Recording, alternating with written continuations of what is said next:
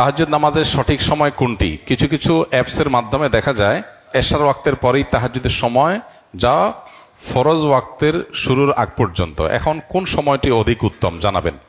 প্রথম কথা হলো যে তাহাজ্জুদের নামাজের মূল সময় যেটা, সবচেয়ে ভালো সময় যেটা, সেটা তো ভোর রাতে ঘুম থেকে ওঠার পরে, রাতের শেষ প্রহরে, সূর্য আপনার সুবহে সাদিকের আগে, সূর্য আপনার ফজর ওয়াক্ত হওয়ার আগে।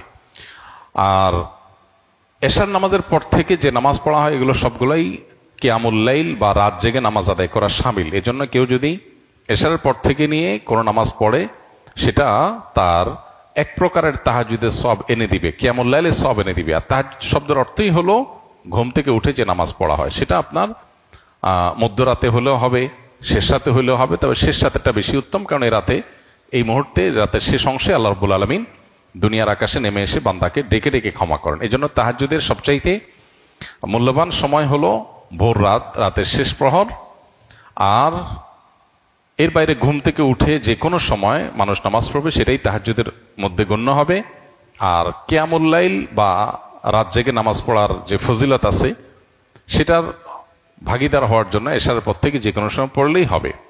অতএব এশারের পর থেকে যে নামাজগুলো আছে 2 রাকাত 4 রাকাত করে যদি কেউ পড়ে শোয়, এটাও এক প্রকারের তাহাজ্জুদ বলা যায়, মূলত কিয়ামুল লাইল। আর ঘুম থেকে ওঠার পর সারা রাতের যে কোনো সময় নামাজ পড়লে সেটাও আরেক প্রকারের তাহাজ্জুদ, ওইটা সেকেন্ড ক্লাস বলতে পারি। আর সবচেয়ে আপার ক্লাসের তাহাজ্জুদ, সবচেয়ে উন্নত মানের তাহাজ্জুদ হলো, মূল তাহাজ্জুদ হলো রাতের শেষ ভাগে সুবহে সাদিকের আগে যে তাহাজ্জুদটা পড়া হয় সেটা। এরপর প্রশ্ন হলো, সফরে থাকা ব্যক্তির জন্য জুমার নামাজের বিধান কি? কত রাকাত পড়তে হবে জানলে উপকৃত হব। প্রথম কথা হলো যে কোনো মুসাফির সফররত অবস্থায় যদি জুমা পড়েন তাহলে তাকে 2 রাকাত জুমাই পড়তে হবে। 2 রাকাতের মধ্যে আর কোনো কসর নাই, সেটা তো আমরা জানি অনেকেই।